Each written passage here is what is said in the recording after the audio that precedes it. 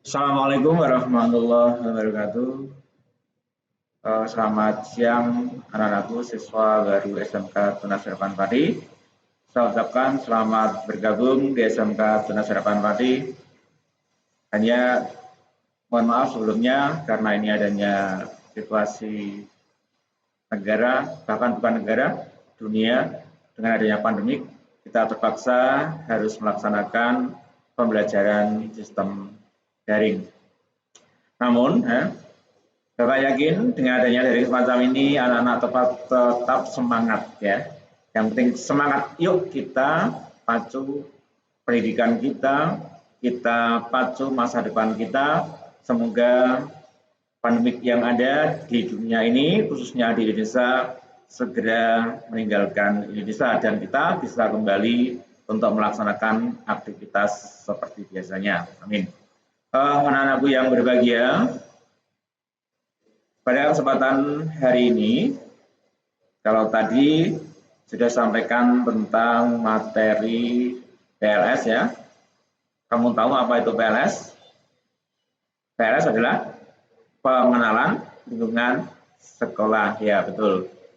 Pengenalan lingkungan sekolah yang tadi sudah disampaikan oleh Bapak Hartono selaku Wakil Kesiswaan tentang tata tertib sekolah. Ini materi yang kedua, ya. Nanti saya sendiri ya, akan menyampaikan materi tentang wawasan Wiyata Mandala. Namun sebelum kita masuk ke materi, perkenalkanlah terlebih dahulu. Ada pepatah mengatakan tak kenal pun tak sayang, ya. Tak sayang pun tak cinta. Kalau Anda sudah mengenal saya, oh ternyata wajah semacam ini yang ada di HP saya, di daring saya, ini adalah wajah dari Bapak Guru SMK Tunas Harapan Pati, kan gitu. Ya, perkenalkan, ya. Kita perkenalkan saja dulu. Nah, di layar Anda, itulah identitas saya, nama Sugiono, alamat Randu Kuning, RT 10 RW 3 Pati. Ya.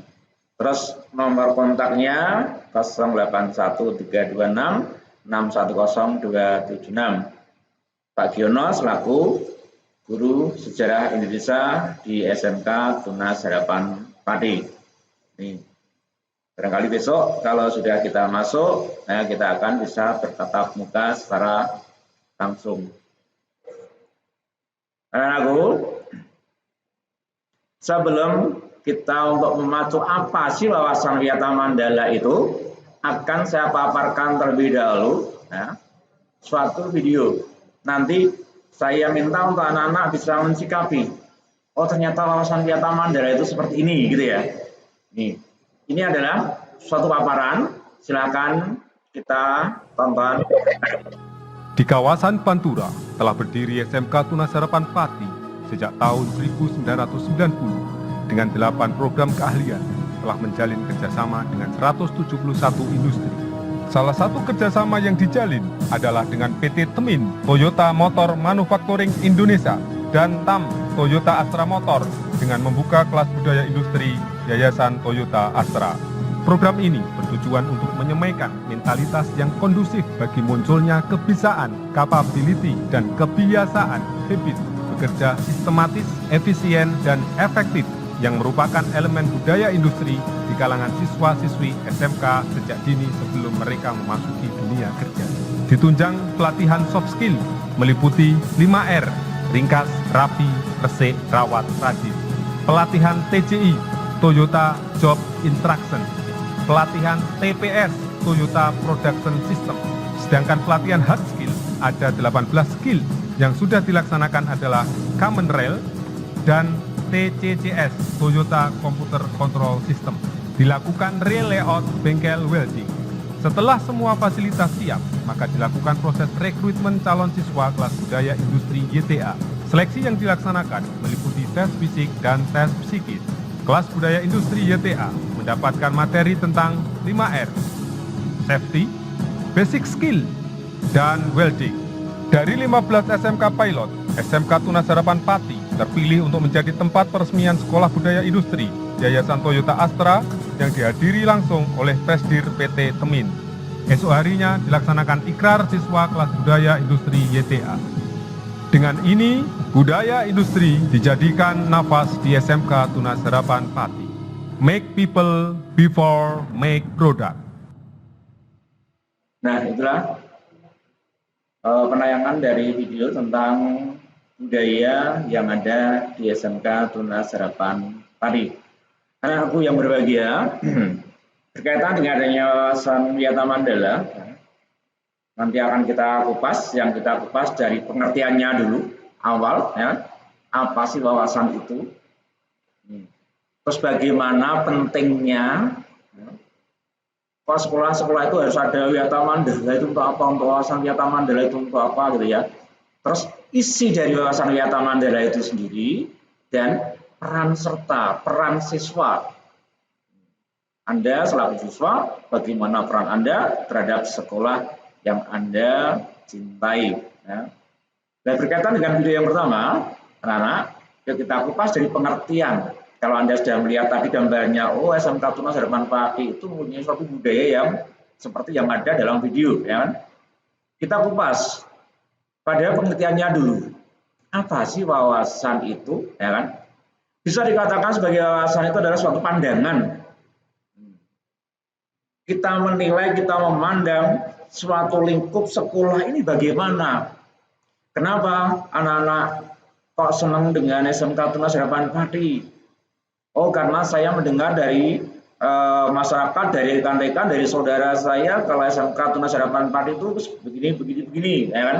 Itu kan suatu pandangan, tinjauan. Ya. Wawasan ini berarti pandangan atau tinjauan. Nah, Wiyata itu apa? Wiyata adalah pengajaran, pendidikan, pembelajaran. Mandala berarti bulatan, kawasan, lingkungan. Ya, ada 3 hal. Yang pertama adalah dari wawasan sendiri, yang kedua dari wiyatanya, yang ketiga adalah mandalanya. Nah, wawasan itu adalah pandangan, tinjauan. Tinjauan secara indrawi, pandangan secara indrawi. Ya. Oh ini loh, makanya tadi saya berikan satu profil video supaya apa? Anak-anak tahu. Oh ternyata Tunas Harapan Pati mempunyai suatu budaya yang seperti itu. Ya kan? Ini merupakan suatu pandangan atau tinjauan. Wiyata berarti pembelajaran, pendidikan. Nah, bagaimana kita bisa seperti itu? Nanti yuk kita coba setelah anak-anak nanti bisa masuk di lingkup kami, di ranah kami, di SMK Tunas Harapan Pati, anak-anak harus bisa menyesuaikan dengan budaya yang ada di SMK Tunas Harapan Pati. Ini merupakan satu proses pembelajaran. Jadi merupakan suatu wiyata. Dan mandala itu adalah bulatan, kawasan, lingkungan. Maksudnya apa? Di dalam lingkungan SMK Tunas Harapan Pati mempunyai suatu kebudayaan yang sangat utuh dan tidak bisa dipecah belah. Nih. Nah, di dalam layar kalian, ya, sudah kami jelaskan bahwasanya wawasan Wiyata Mandala adalah cara pandang, cara memandang sekolah sebagai lingkungan pendidikan dan pembelajaran. Ya. Kalau saya kupas dari satu persatu tadi seperti itu. Sekolah sebagai pengemban utama misi pendidikan hendaknya digunakan untuk tujuan pendidikan. Makanya di dalam lingkup sekolah tidak diperkenankan untuk kampanye partai dan lain sebagainya, kampanye organisasi-organisasi yang lain yang ada di tengah-tengah masyarakat yang tanpa terkaitan dengan pendidikan yang ada di sekolah, itu tidak diperbolehkan. Sekolah sebagai pengemban utama misi pendidikan hendaknya hanya digunakan untuk tujuan pendidikan. Oleh karena itu, setiap pihak yang terlibat dalam dunia pendidikan berkewajiban untuk menciptakan sekolah sebagai wawasan Wiyata Mandala. Sudah sebelum? Dan ya kita kupas lagi. Jadi wawasan merupakan suatu pandangan bagaimana kita memandang, bagaimana cara kita menilai tentang adanya budaya yang ada di sekolah, terutama khususnya budaya yang ada di SMK Tunas Harapan Pati. Yang kedua, sebagai mandalanya, ya kan? Yang mana sekolah mempunyai suatu visi mengemban pendidikan hendaknya digunakan untuk tujuan apa? Tujuan dalam pendidikan untuk memproses anak-anak didik agar menjadi orang-orang yang benar-benar profesional di dalam bidangnya masing-masing. Nah, itu adalah wawasan Yata Mandala. Ya. Nah, bagaimana kawasannya, bagaimana lingkungannya, kita wujudkan lingkungan yang tertib, lingkungan yang damai, lingkungan yang sejahtera. Ya. Setelah kita masing-masing sudah masuk dalam kawasan ini, berarti kita tanpa kita menyadari kita bisa menerapkan adanya rasa cinta kita terhadap sekolah kita. Inilah yang nanti akan memunculkan jiwa nasionalisme kita selaku warga sekolah. Kita naik. Mengapa wawasan Yata Mandala itu perlu? Nah, perlu anak-anak. Untuk sekolah itu ada wawasan Yata Mandala. Nah, perlu dong. Dan makanya mengapa wawasan Yata Mandala itu diperlukan? Tujuannya apa? Dalam usaha mewujudkan situasi dan kondisi yang aman, tentram, dan nyaman selama KBM berlangsung. Apa itu KBM? KBM adalah kegiatan belajar mengajar. Dalam usaha mewujudkan situasi dan kondisi yang aman, tentram, dan nyaman selama KBM berlangsung, tentunya ada banyak faktor dan komponen yang harus menjadi perhatian kita supaya kelancaran proses kegiatan belajar mengajar agar berjalan tertib dan terhindar dari gangguan baik dari dalam maupun dari luar sekolah. Itu tujuan dari wawasan Yata Mandala. Sehingga kita bisa belajar dengan nyaman, aman, ya, senang, ya. Ini. Nah, dari hal inilah diperlukan suatu kesatuan pandangan yang sama dari warga sekolah mengenai eksistensi sekolah. Maksudnya apa? Sekolah akan memenuhi kebutuhan apa yang diperlukan oleh siswa, melengkapi peralatan, ya, memenuhi suatu kebutuhan sesuai dengan program kalian masing-masing yang kalian ambil. Ya kan? Contoh di bidang teknik kendaraan ringan, di sana sudah disediakan, ya kan, peralatan yang sedemikian rupa yang lengkap sehingga anak-anak akan eksis mengikuti kegiatan yang ada di teknik kendaraan ringan. Di TITL, teknik instalasi, ya, tenaga listrik, juga disediakan alat-alat yang memadai sehingga anak-anak nanti akan bisa mendalami ilmu sesuai dengan tuntutan kalian yang kalian inginkan, yang kalian pilih sesuai dengan program kalian, jurusan kalian yang Anda senangi. Ini pentingnya wawasan Yata Mandala diperlukan. Kalau tidak ada wawasan Yata Mandala, bagaimana ya? Bagaimana sekolah nanti? Ya.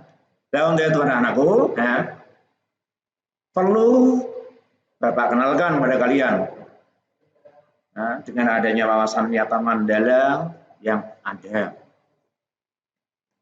Terus apa isi dari wawasan Yata Mandala itu?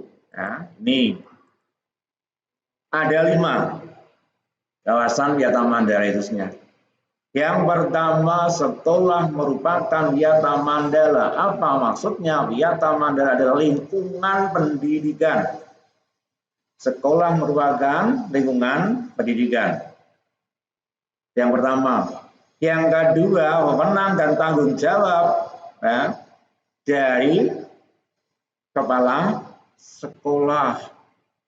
Ini perlu ketahui, Anda ketahui anakku, bahwasanya di dalam isi wawasan wiyata mandala yang pertama itu kita tahu lingkungan kita.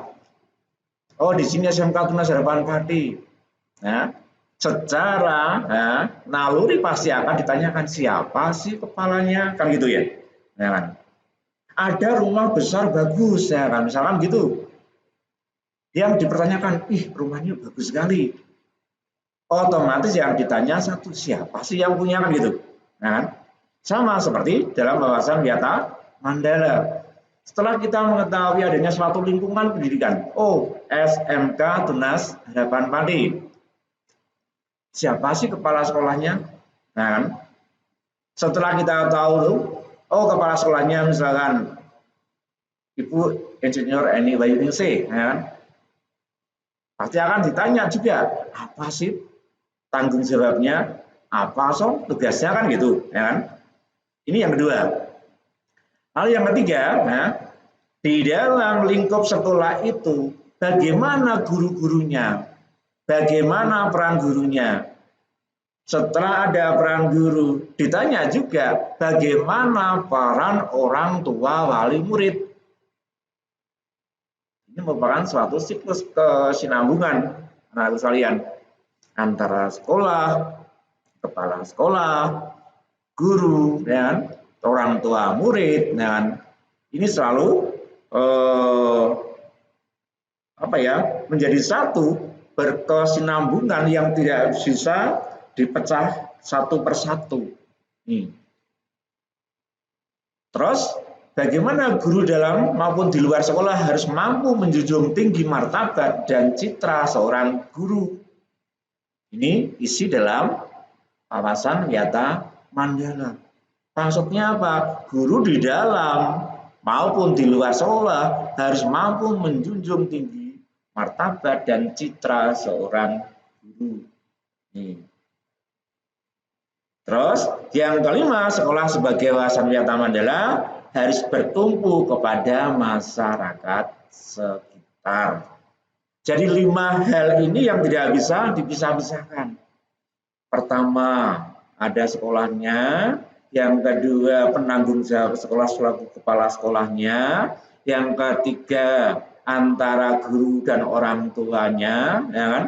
Yang keempat, guru bisa menjunjung tinggi martabat dan citra seorang guru. Yang kelima, ya kan? Sekolah akan selalu bertumpu kepada masyarakat sekitar. Tuan anakku, ya. Kalau kita membahas pada isi dari wawasan wiyata mandala. Kalau belum jelas, nanti saya mohon pada anak-anakku sekalian, tolong materi ini di-download, nanti diputar kembali supaya Anda memahami, ya kan? Silakan diputar-putar ulang aja, di-download saja. Saya lanjut, ya. Anak-anakku, ya. Sekarang kita mengetahui bagaimana peran siswa dalam wiyata mandala. Nah, ada 1, 2, 3, 4, 5, 6, 7, 8.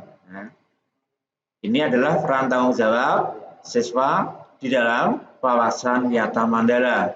Yang pertama, siswa berperan secara aktif setiap kegiatan sekolah yang berhubungan dengan pendidikan. Ya kan?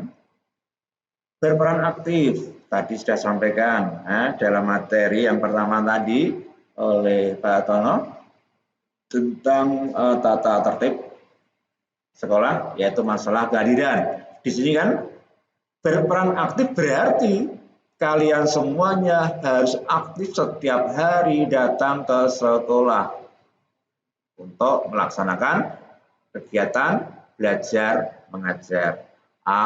absensi itu utama, ya kan? Nih.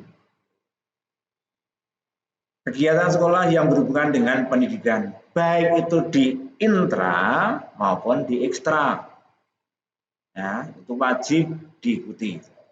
Yang kedua,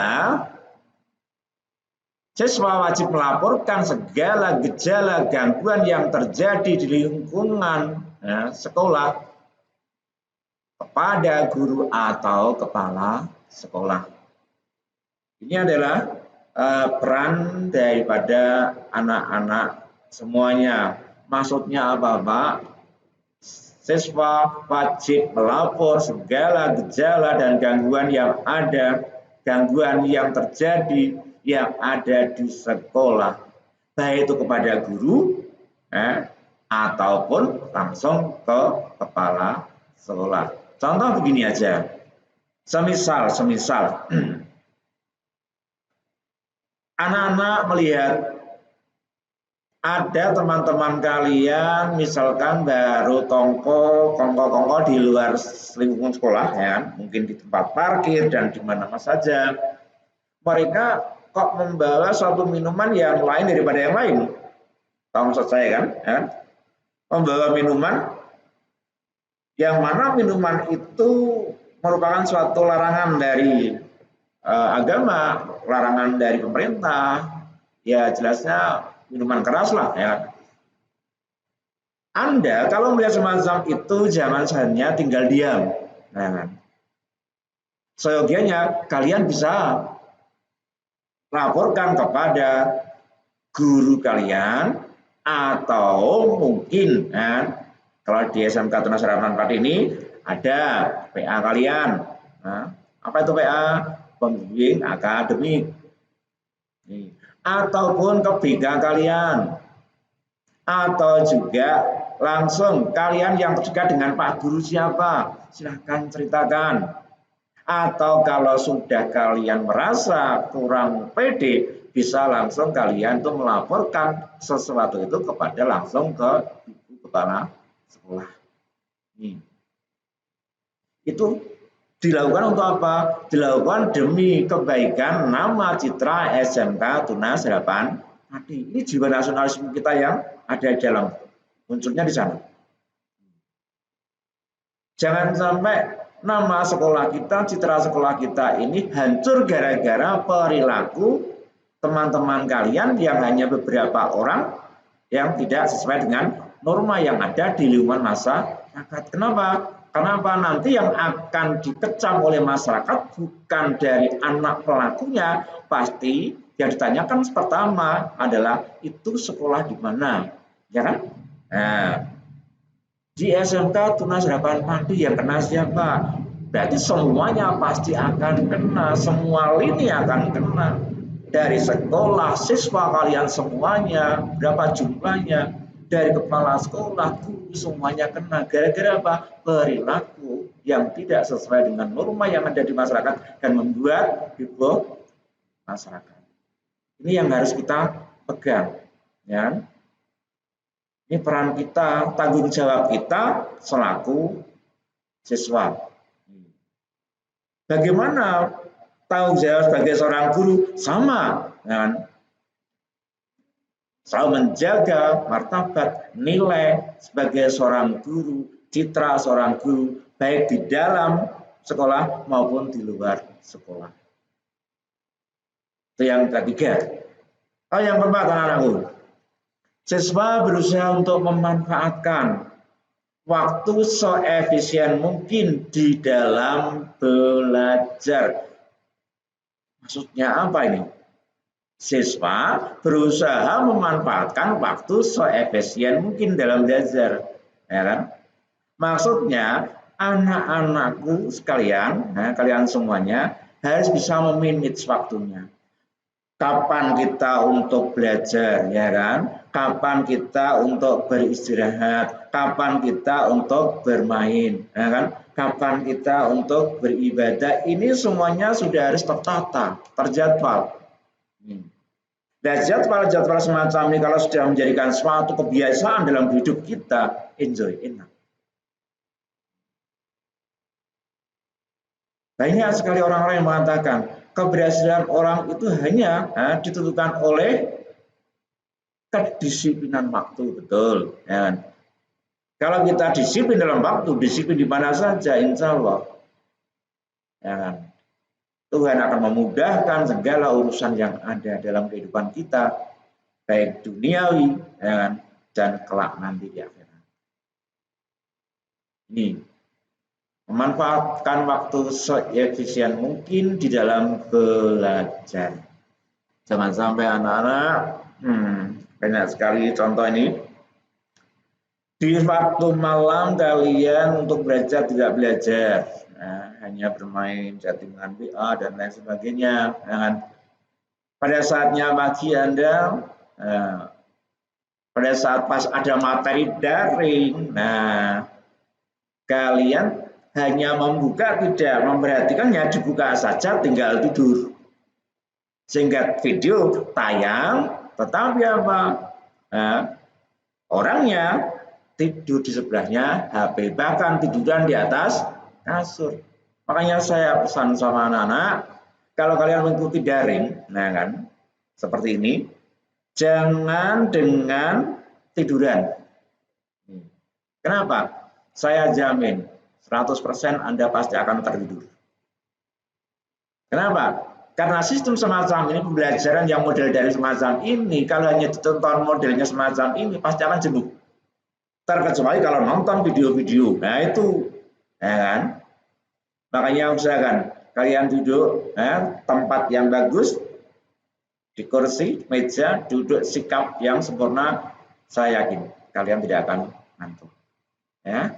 Manfaatkan waktu yang seefisien mungkin. Yang kelima, anak, pemanfaatan fasilitas belajar yang ada sebaik mungkin dan menjaga agar tetap dalam kondisi optimal.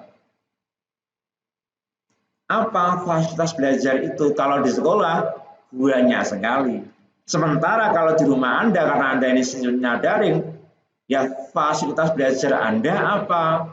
HP, komputer, Gunakan sebaik mungkin, jangan sampai Anda menghambur-hamburkan data Anda, kuota Anda hanya untuk kesenangan pribadi Anda, Download sana, download sini, akhirnya apa? Pada saat Anda pas ada materi daring, Anda kehabisan kuota, tidak mengikuti. Bagaimana? Kalau Anda tidak mengikuti, pasti Anda tidak bisa masuk dan Anda tidak bisa absen. Karena apa? Di dalam kegiatan daring ini juga pasti ada absennya dari masing-masing guru bidang studi. Dan bagaimana fasilitas yang ada di sekolah? Kalau fasilitas yang ada di sekolah, ya ada gedung, gedung sekolah, ada peralatannya, masih ditunjang dengan fasilitas-fasilitas yang lainnya yang menunjang adanya pendidikan. Itu wajib kita jaga. Kita gunakan semaksimal mungkin. Kita rawat. Yang keenam, peran siswa dalam kegiatan Mandala mengikuti kegiatan kurikuler dan ekstra. Maksudnya kegiatan kurikuler itu adalah kegiatan yang ada di dalam sekolah, di dalam lingkup, jadwal pendidikan. Jadi itu merupakan suatu pembelajaran yang sifatnya kurikuler. Yang ekstra, yang tadi sudah disampaikan oleh Pak Tono, yang pertama, di SMK Tunas Harapan Pati sudah disediakan banyak sekali media ekstra. Ada karate, ada bola voli, ada pramuka, ada tari, ada musik, ada bahasa Jepang, masih banyak. Anak-anak wajib untuk mengikuti. Satu yang wajib. Bapak, kalau misalkan saya mau mengambil 2 boleh? Boleh. selama waktunya bisa dan tidak kumpul atau tidak bersamaan. Nih. Contoh misalkan di kegiatan sepak bola di hari Jumat sore, ya, di seni musik di hari misalkan Selasa, bisa diambil. Ya kan? Tapi kalau waktunya bersamaan, ya mungkin dong. Masuk badan kita mau dipecah, Anda mungkin. Yang ketujuh anakku, siswa mengikuti kegiatan berorganisasi melalui OSIS. Organisasi yang ada di SMK Tunas Harapan Pati, ya kan? Di samping OSIS masih banyak lagi. Ada PKS, ya kan? Ada Dewan Kerja Ambalan, ada Satgas Anti Narkoba, nih. Terus ada Adiwiyata, masih banyak lagi organisasi-organisasi. Makanya pesan dari Pak Giono, kalau besok Anda bisa masuk, silakan Anda bergabung ke organisasi-organisasi ini. Kenapa? Karena kemarin pada saat rekrutmen tenaga kerja, ya, pertanyaan dari si pengetes ya, yang ditanya satu, Anda ikut organisasi apa? Nah, kenapa yang ditanya itu masuk ke organisasi apa? Ternyata alasannya hanya satu, ya. Anak yang terbiasa di dalam keorganisasian mereka kedewasaannya sudah terpenuhi, nah, sudah bisa berpikir tentang keorganisasian. Jadi anak dinyatakan sudah dewasa. Itu.